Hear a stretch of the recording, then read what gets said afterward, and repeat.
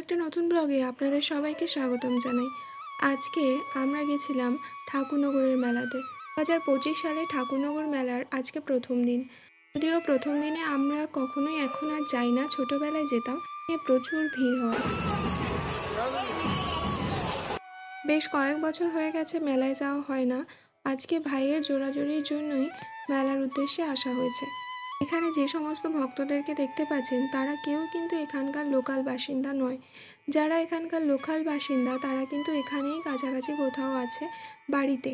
আর এরা যারা এখানে রয়েছে তারা সবাই এসেছে দূর দূরান্ত থেকে, কেউ বা দার্জিলিং, কেউ বীরভূম, কেউ মালদা, এমনকি ইউপি, মধ্যপ্রদেশ, এই সমস্ত জায়গা থেকেও লোকজনেরা এখানে এসে থাকেন করুণা সাগরে স্নান করার উদ্দেশ্যে।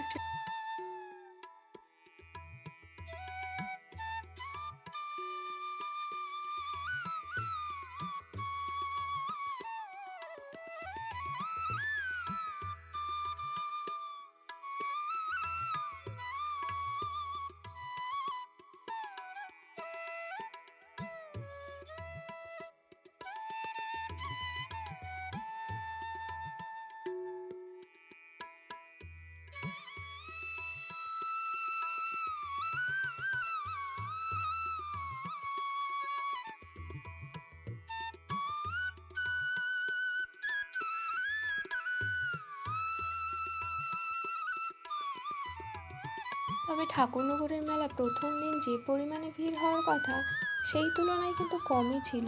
আর এই যে হলো আচার মালা, যেগুলো কিনা যারা হরিচাঁদ ঠাকুরের ভক্ত মানে মতুয়া সম্প্রদায়ের সবাই আচার মালা গলায় পরে থাকে। আর এইটা হলো আমাদের ঠাকুরনগরের সেই মন্দির যেখানে হরিচাঁদ শান্তিমাতার অবস্থান।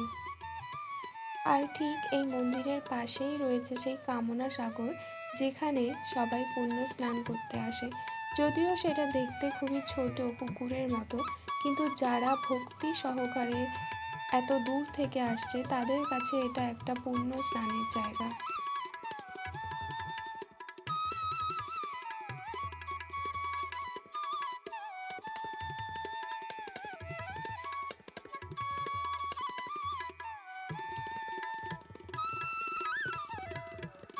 আমরা মেলা ঘুরে ফিরে যখন ফিরছিলাম তখন আমাদের বনগাঁ লোকালটা ঠিক এই রকমভাবে ফাঁকা ছিল, যেটা কিনা কোনো দিনও আশা করা যায় না যে বনগাঁ লোকাল এত ফাঁকা।